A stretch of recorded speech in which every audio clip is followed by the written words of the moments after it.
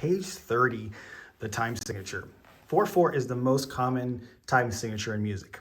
And you can read through this. I'm just going to kind of give you a quick overview, but read through all of that. Just it gives you a little bit more information. But the top number will tell you how many beats are in the measure, how many counts are in the measure. So if we're counting 1, 2, 3, 4, 1, 2, 3, 4, that number is indicated by that. So if it's 3, then there's 3 beats in each measure. 1, 2, 3, 1, 2, 3, 1, 2, 3. So in this with 4/4, we'd have 4 beats in each measure.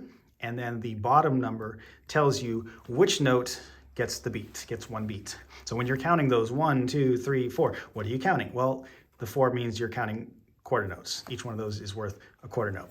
So at most of what you do right now, for quite a while, we'll have that 4 on the bottom. The top number might change, but we'll be counting quarter notes for a while.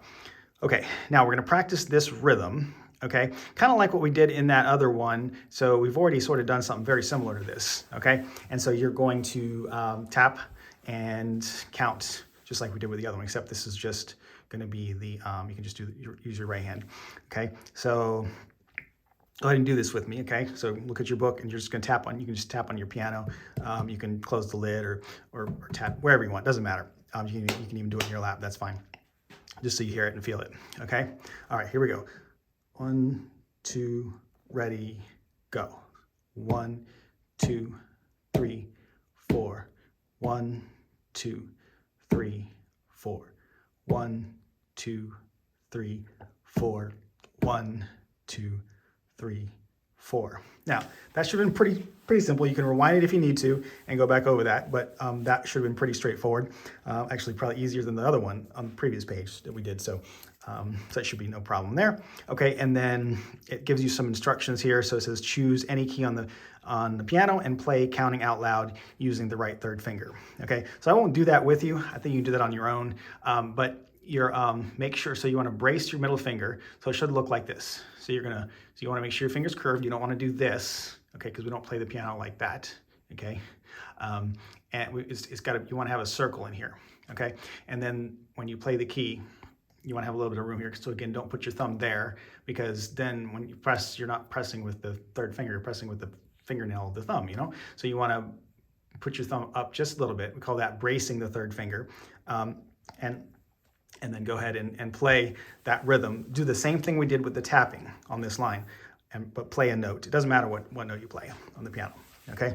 Okay, and then go below that, when you're ready, you're gonna, let's see, 4-beat alphabet.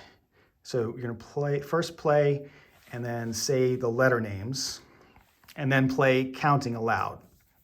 So I think it's referring to this thing down here. So you're going to, so use the left-hand finger 3 for these notes, and use the right-hand finger 3 for these notes, all right? So again, you're gonna, brace the middle finger, okay?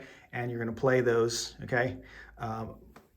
Left hand, right hand. You're gonna say the letter names, and then play counting out loud. So I'll probably do it with you. I'll say the letter names, and then you can well, maybe I'll do letter names and counting. But anyway, one other thing I want to point out. Okay, the dynamics. What's the dynamic marking here? Forte, so loud. And then we also have, see these little things here on some of the notes? Those are called accents, okay? And it tells you here what they are, in case you forget. It's an accent mark. It means to emphasize the note by playing it louder than the notes around it.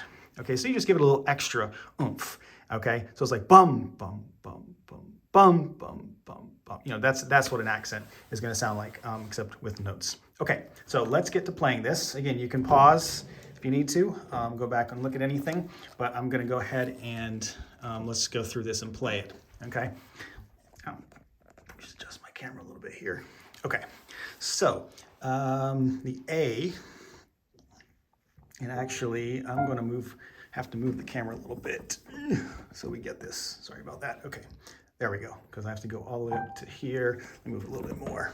Okay, all right, so now that we are ready. All right, so here's middle C. All right, you can go ahead and put your right thumb on that.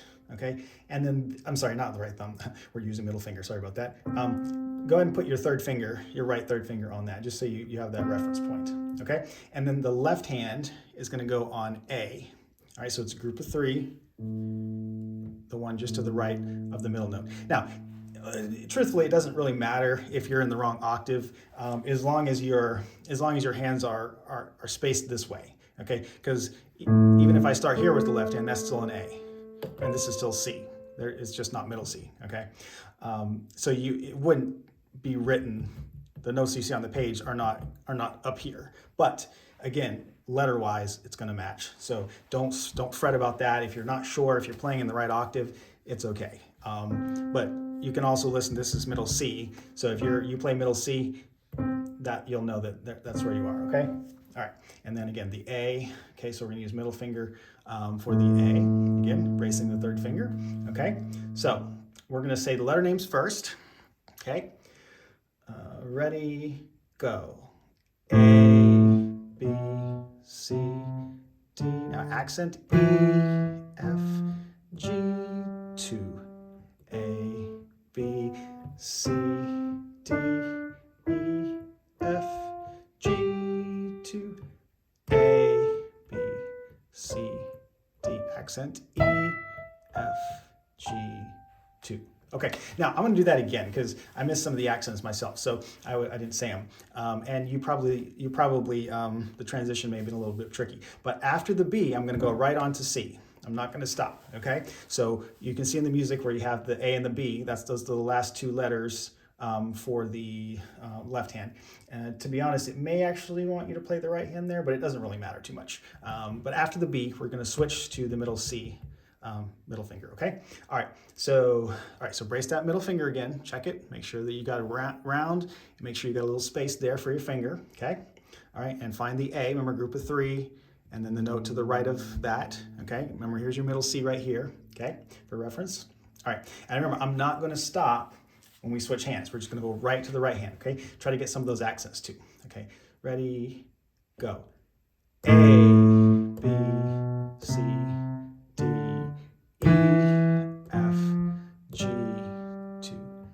A, B, here's the right hand, C, D, accent E, F, G, 2. Accent A, B, C, D, accent E, F, G, 2. Okay, now, before you go on, pause this if you need to. Go back and play that. Make sure you can do that smoothly, just like I did.